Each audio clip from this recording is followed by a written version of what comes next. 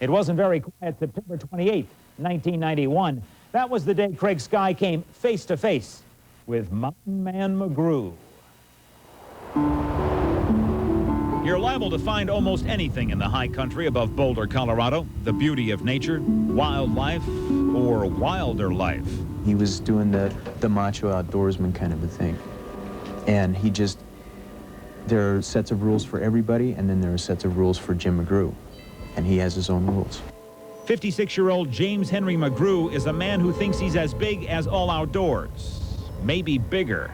I just think he's got some kind of an ego that says that he owns the wilderness area and that no authoritative figure can move him off of that. Craig Skye and Bill Dimon will testify to that. They care for Boulder's watershed and high country open space, and in September of 1991 came across the tracks of a couple of trespassers on the city's mountain property. We tracked the two suspects for probably about 6 hours.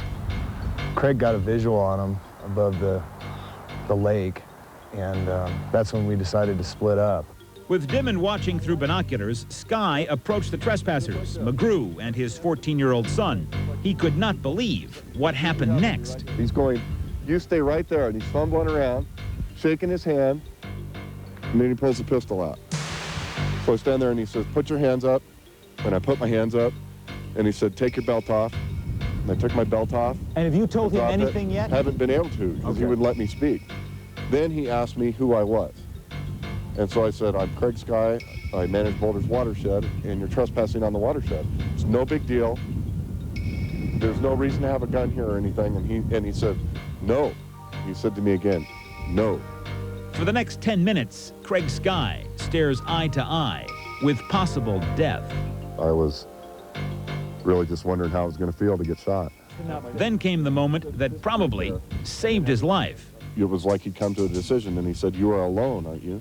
And I told him, no, my backup man is right over that ridge over there, and he's watching us through binoculars right now. With that, McGrew backs off, bends down to pick up Skye's radio, and offers one last warning. He said, now, I'm not going to have any trouble out of you, am I? And I said, absolutely not. And he said, if you tell anybody, I will make your life miserable. And I said, I believe that. And he picked up the radio, and then he turned around and he walked like this. He kept his eye on me. And then he disappeared into the woods.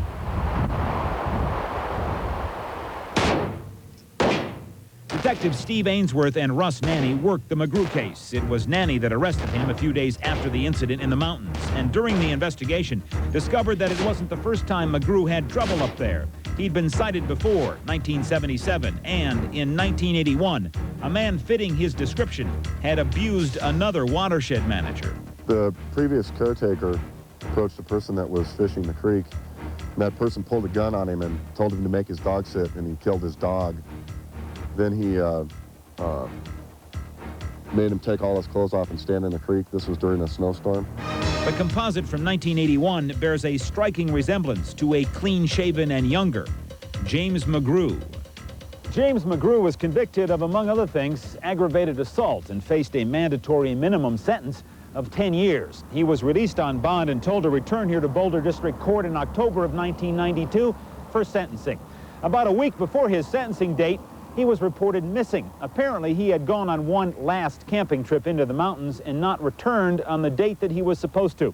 Local authorities were told that he was very despondent when he left. Here's where he used to go camping. This is where McGrew was reported missing, and when police found his car, they found this map detailing trails he used in the mountains. And they found 4 notes to his family saying his final goodbyes. By the time you are reading this, I will be gracefully dead and buried in a beautiful place I know deep in the Indian Peaks wilderness. I say buried. According to the note left to his wife, McGrew walked off and committed suicide in a secret cave. He says his body will never be found. God will be his judge. And he leaves behind some poetry. I want to go back where the wind starts to be, before it is born so forlorn and so free. But there's more to it than just bad poetry. James McGrew apparently decided to take it with him.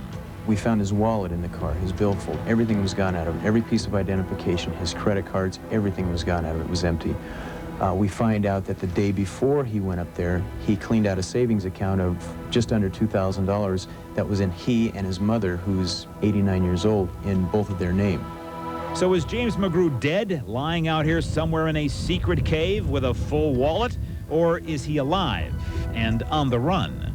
One son in particular believes that he told me that his father cannot be trusted. He said, whatever you do not trust him. He's got a plan, and he carried through with it. And it wasn't to kill himself. He's absolutely not dead. There's no doubt about it. He is a self-protectionist. He is not, he's a very selfish man. He would never kill himself. Absolutely not. If he's not in that secret cave, James McGrew is 56 years old, 6 feet 3 inches tall, 215 pounds. He has brown hair and hazel eyes. He speaks fluent German and Portuguese, and note the difference in his appearance with and without a beard. If you saw him walking down the street only having been exposed to the picture with the beard, you'd never know it was him. Never.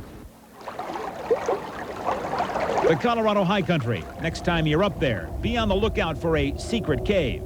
Better yet, keep your eyes peeled for James McGrew everywhere. The irony in this case is that all McGrew faced for the original trespassing charge was a ticket and a fine of $50 tops. Now he faces at least 10 years in jail. If you have any information on the whereabouts of James McGrew, call Prime Suspect now. Our number, 1-800-892-7746. Your leads will be passed directly to Colorado authorities. Coming up next on Prime Suspect, this man thought he'd been cheated. Police say he retaliated first with threats, then with a booby trap. And later, when she told her old boyfriend she was getting married, he settled the score with a gun.